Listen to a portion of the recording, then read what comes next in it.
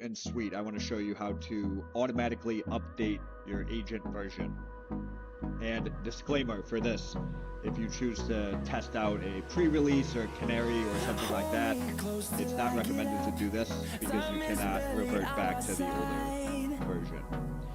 So here we go. You simply navigate to the admin tab down here, and then you will navigate to advanced, web configuration settings at the bottom. There it is, automatically update agent version.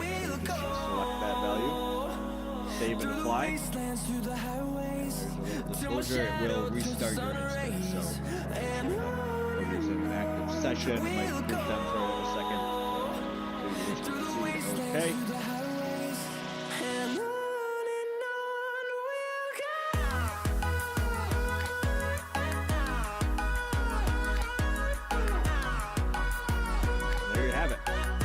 Now, all of your agents will be updated automatically.